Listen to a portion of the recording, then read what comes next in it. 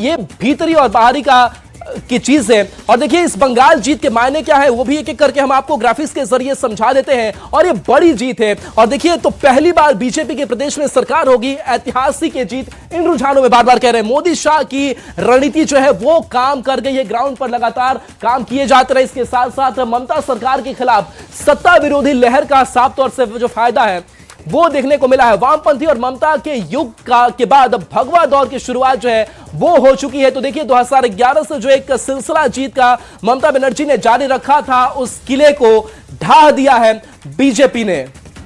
और देखिए हमारी सहयोगी विभा भी जुड़ गई है और विभा भी आपके सामने लगातार इस चुनावी खबर से रूबरू कराएंगी। बिल्कुल राहुल, और बंगाल इस बार जैसे इतिहास रचने जा रहा हो, क्योंकि इस बार देखिए बंगाल में झालमुड़ी से आगे जिस मुद्दे को लेकर बीजेपी ने आवाज बुलंद की, वहां बंगाल की जनता ने उन्हें अपने सिर माथे जैसे बिठाया हो। और इस वक्त इन आंकड़ों को अगर आप देंगे, इस जीत से केंद्र में बीजेपी की स्थिति बेहतर और बेहतर होगी। तो 5 राज्यों का धुरंधर कौन, तो अब उसका जवाब जनता जनार्दन अपने रुझानों के जरिए देती हुई दिखाई देती है। पहली बार बीजेपी के प्रदेश में सरकार बनेगी, अपने आप में यह ऐतिहासिक।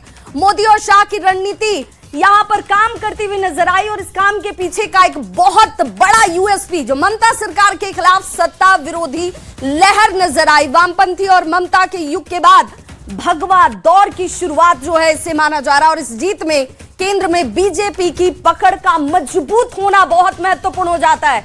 2027 के यूपी चुनाव पर इसका बड़ा इंपैक्ट, बड़ा असर आपको होते हुए नजर आएगा।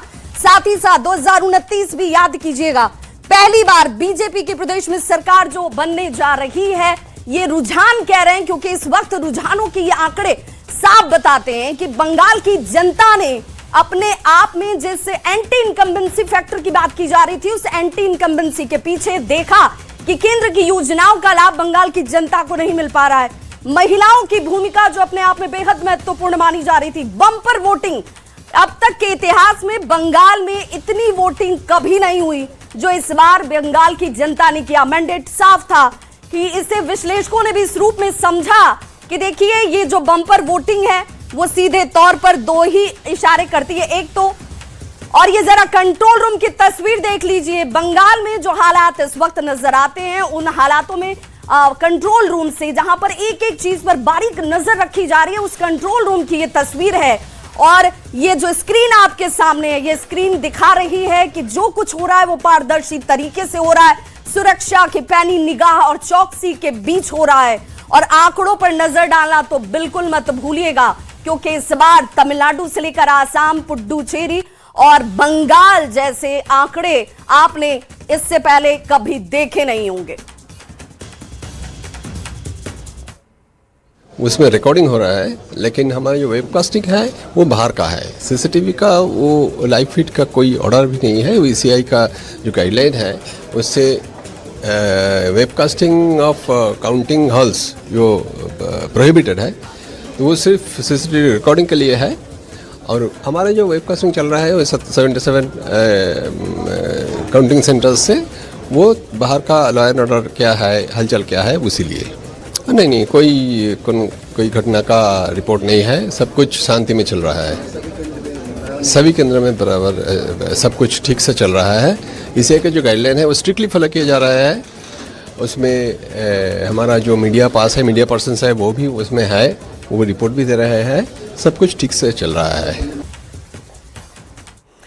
तो देखिए, इससे पहले 34 साल तक लेफ्ट का शासन बंगाल में रहा। 15 साल से टीएमसी सत्ता में मौजूद है, लेकिन इस 15 साल के बाद जनता ने इस बात को समझा क्या, इन आंकड़ों से इसे क्या ऐसे लेकर चलें कि जनता को यह लग रहा था कि हमारे लिए जो बदलाव होना चाहिए था उसमें बंगाल पिछड़ रहा, और इसलिए बंगाल को अब आगे बढ़ना है तो बदलाव लाना होगा, रुझान ये कह रहे हैं। और ये आंकड़े जरा देख लीजिए, इस वक्त 99+ अपने सहयोगी के साथ टीएमसी 179 सीटों पर इस वक्त बीजेपी जो है वो भगवा रंग में आपको ये अट्टालिका नजर आ रही होगी। यहां पर ये अट्टालिका बताती है कि बंगाल की जनता ने किस तरीके से अपने मन को यहां पर प्रदर्शित किया है। और ये आंकड़े सिर्फ इसलिए भी नहीं है, देखिए ऐतिहासिक इस रूप में कि पहली बार बंगाल में भगवा रंग आपको नजर आ रहा होगा, जहां पर हिंदुत्व का नारा बुलंद किया गया।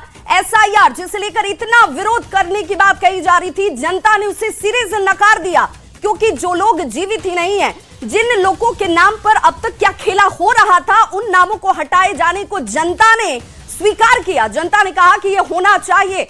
और इस वक्त बड़ी खबर आती हुई, सीधे रुक कर लेते अपनी सहयोगी जया का।